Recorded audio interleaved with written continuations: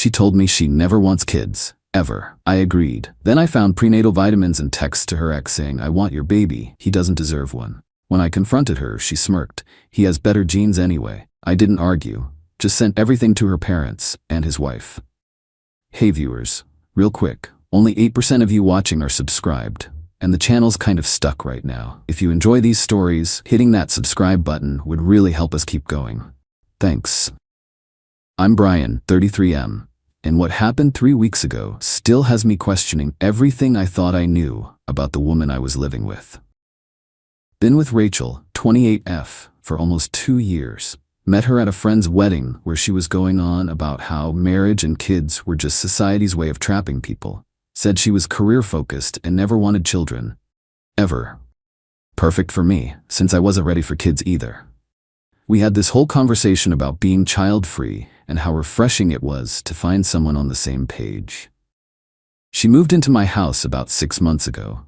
Things were good. We both worked demanding jobs, traveled when we could, had our own space when we needed it. The no kids thing came up regularly, and she was always adamant about it. I'm not built for motherhood, Brian. Never have been, never will be. Kids would ruin everything I've worked for. 3 weeks ago, I'm doing laundry and find a bottle of folic acid supplements in her jacket pocket. Not the regular kind. The prenatal formula specifically for women trying to conceive. The bottle was about a quarter empty.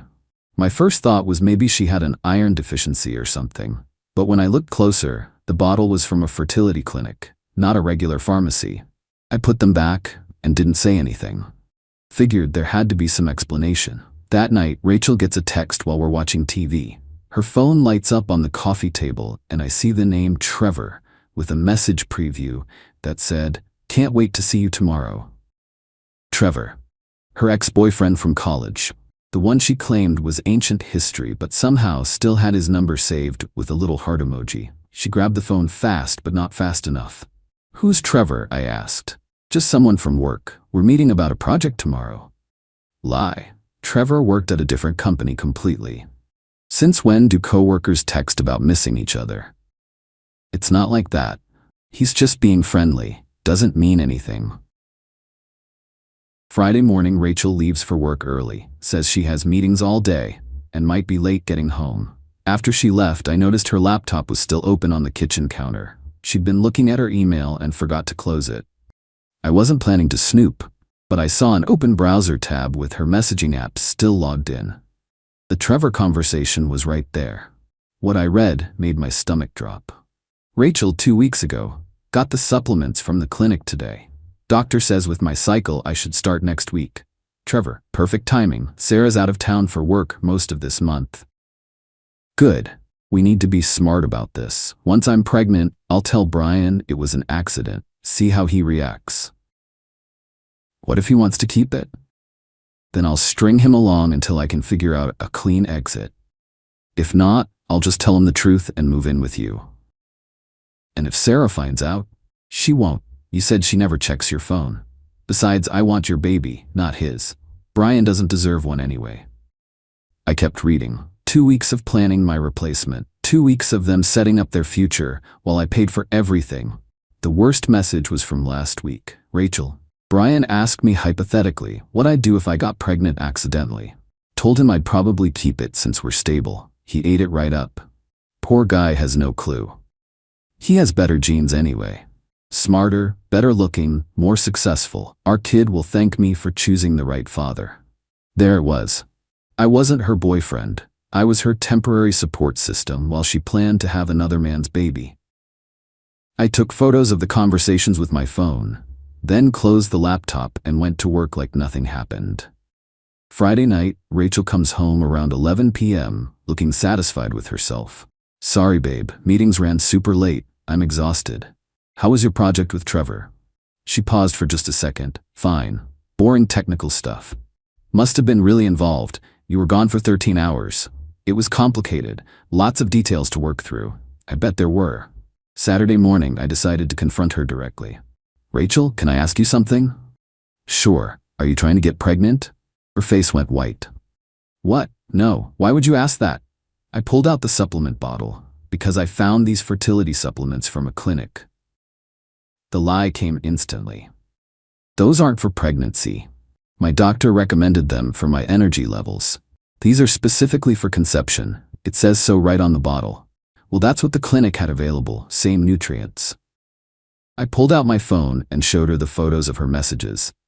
Rachel, I know about Trevor. She stared at the screen for a long moment. Then something changed in her expression. The mask came off. How long have you been spying on me? Long enough to know you've been planning to have his baby while living in my house. She actually smiled, a cold, calculating smile. And? That's your response? Brian, we're adults. People change their minds about things. I found someone better. Someone better who won't let you move in with him, so you're using me for free housing. Trevor has a wife. Like, we have to be discreet until he can handle that situation. Handle that situation? You mean until he destroys his marriage for you? He will when the time is right. I stared at her. So what was the plan? Get pregnant, tell me it's mine, and hope I'd raise Trevor's kid? That was one option. Depends how you handled the news. And if I didn't want kids, then I'd tell you the truth and move out. Either way, I get what I want. Which is Trevor's baby.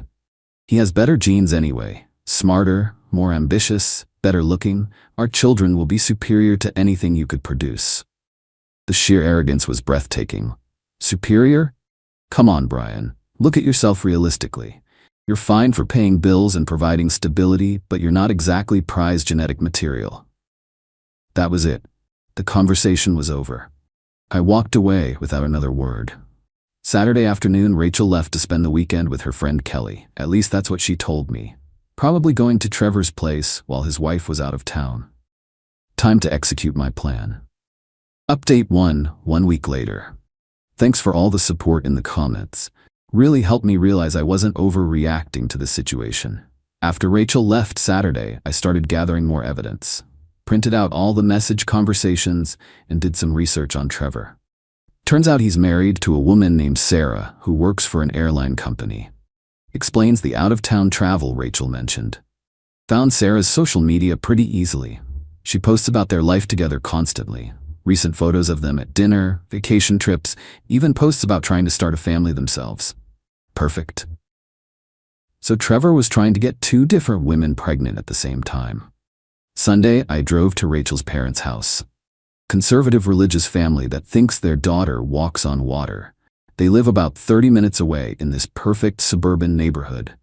Her mom, Linda, answered the door, looking surprised but happy to see me. Brian, what a lovely surprise. Rachel didn't mention you were coming by.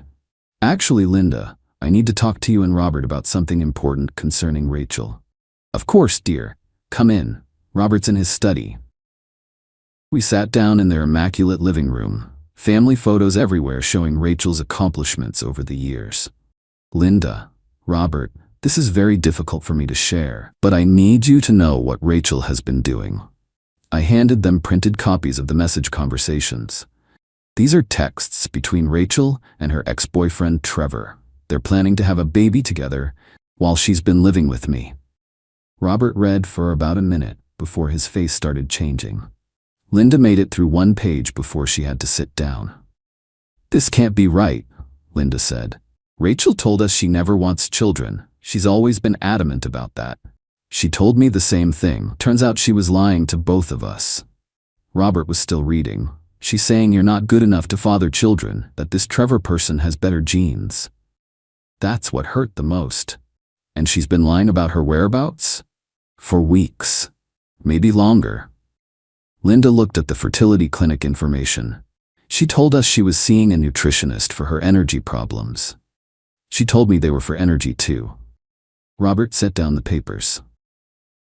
Brian, I owe you an apology. We raised Rachel to have values and integrity. This is not the person we thought she was. I don't blame you. I lived with her and had no idea this was happening. What are you planning to do? I've already asked her to move out, but I thought you should know what's really going on before she comes to you with some sob story. They both nodded grimly. Thank you for bringing this to our attention, Linda said. We'll need to have a serious conversation with Rachel. There's one more thing. Trevor is married. His wife has no idea any of this is happening. Robert's jaw tightened. Rachel is knowingly participating in adultery? According to these messages, yes. I left their house feeling like I'd done the right thing. They promised to confront Rachel about her choices. Next stop was finding Sarah. I looked up the airline she worked for and found their employee directory online. Made some calls and found out she was flying back into town Sunday night. Monday morning, I called the airline's main office and asked to speak with Sarah about a personal matter. The receptionist was hesitant, but I explained it concerned her husband, and she agreed to take my call. Sarah, my name is Brian. I don't know you, but I think your husband Trevor is having an affair with my girlfriend. Silence for about 10 seconds. Can you hold on? I need to step into a private office. 5 minutes later, she was back on the line. Brian, what makes you think Trevor is having an affair? I have text messages between him and my girlfriend Rachel talking about having a baby together. Having a baby? They've been planning it for weeks. She's been taking fertility supplements and timing everything around your travel schedule. Another long pause. Can you send me these messages? Absolutely. Do you have an email address? We spent 20 minutes on the phone while I sent her everything. Her responses got shorter and angrier as she read through the conversations. Brian, how long has this been going on? Based on what I found, at least 2 weeks of active planning. But they could have been talking longer. And your girlfriend lives with you. She did until this weekend. I asked her to move out after I discovered everything. Good for you. I wish I'd known sooner. I'm sorry you had to find out this way. I'm glad I found out at all. Thank you for calling me. Tuesday, Rachel tried coming back to my house. I'd changed the lock Sunday night and left her belongings in boxes by the front door. She called me screaming about being locked out. Brian, what is this? Why doesn't my key work? Because you don't live here anymore. Your stuff is outside. You can't just kick me out. I have rights. Your name isn't on anything. You've been staying here as a guest. Guest privileges are revoked. This is illegal. I'm calling the police. Go ahead. Tell them you want to break into your ex-boyfriend's house. She hung up and called back 10 minutes later. My parents want to talk to you. I already talked to them. They know everything. That shut her up immediately. Update 2. 2 weeks later. The aftermath has been even more dramatic than I expected. Rachel's world has completely imploded in the past week. First, the family situation. Robert called me Tuesday night after they confronted Rachel. Brian, we had a long conversation with Rachel yesterday. She initially tried to deny everything, but the evidence was overwhelming. How did she explain it? She claimed you were emotionally unavailable and she found comfort with Trevor. Said the pregnancy plan was just fantasy talk that got out of hand. Fantasy talk? That's what she called it. We didn't buy it for a second. What did you tell her? That she needs to find somewhere else to live. We can't have her bringing this kind of drama into our home. Harsh but fair. She also asked us for money, said she needed help getting an apartment. After what she did, we declined, told her she needs to take responsibility for her own choices. Wednesday brought news about Trevor's situation. Sarah called me with an update. Brian, I confronted Trevor with the messages last night. He admitted everything. How did that go? He tried to minimize it at first, said it was just emotional support for an old friend, but the fertility clinic evidence was too specific. What's your plan? I'm filing for divorce. Already contacted a lawyer and we're moving forward immediately. I'm sorry it came to this. Don't be. Better to know now than find out later when there's actually a baby involved. Thursday, Rachel showed up at my workplace. Security had to escort her out after she started yelling about me ruining her life. You destroyed my relationship with my family. You destroyed your relationship with your family. I just told them the truth. And Trevor's wife, you had no right to contact her. She had every right to know her husband was planning to father children with someone else. We weren't actually going to go through with it. The fertility supplements say otherwise. Friday brought the most satisfying update. Kelly, Rachel's friend, called me. Brian, Rachel asked if she could stay with me temporarily. I wanted to hear your side before I decided.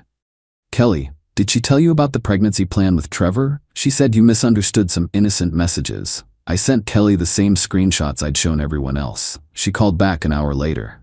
Oh my God, Brian, I had no idea. She can't stay here. I understand. She's been lying to everyone, even me. I asked her directly if she was seeing someone else and she denied it. She's been lying to everyone for weeks. Where is she going to go? That's not my problem anymore.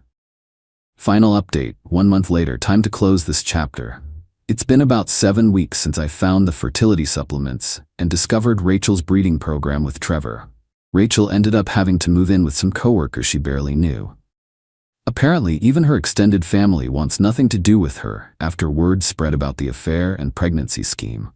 The Trevor situation imploded spectacularly. Sarah's divorce is moving fast since she has documentation of his planned adultery. He's already moved out of their house and is staying in some extended stay hotel. Best part is, Trevor completely ghosted Rachel once his marriage blew up. Turns out, planning a baby together was a lot more appealing when he thought his wife would never find out. Rachel tried contacting me 2 weeks ago claiming she was pregnant and it might be mine. I reminded her that her messages specifically talked about timing everything around her cycle and Trevor's availability. Plus, we hadn't been intimate in over a month before I found out. She backed down real quick when I offered to pay for a paternity test that would be made public. Last week I ran into Linda at the grocery store. She looked embarrassed but stopped to talk. "Brian, how are you holding up?" "I'm doing well, Linda. Thanks for asking. I want you to know we're still processing everything Rachel did. We had no idea she was capable of this level of deception." I didn't either until I saw it in black and white. She's been asking to come home, but we told her she needs to figure out her own life first, probably for the best. You handled this situation with remarkable maturity. Rachel lost a good man. I appreciate you saying that. As for me, life is peaceful again. The house feels like mine. My finances are back under control, and I'm not constantly wondering what schemes are being planned behind my back. Started seeing someone new about 2 weeks ago. Met Jennifer at a bookstore. She's a teacher, has her own apartment, and when she says she's not interested in having kids right now, I actually believe her. Revolutionary concept. The best revenge was just stepping back and letting Rachel face the natural consequences of her choices. She wanted Trevor's superior genes and a secret family plan. She got a deadbeat ex hiding in a hotel room and burned bridges with everyone who actually cared about her. Sometimes the perfect revenge is just telling the truth and letting people see who someone really is. Rachel chose genetic superiority over loyalty and honesty. Now she gets to enjoy those superior genes all by herself while figuring out how to rebuild her entire life from scratch. Superior choice indeed.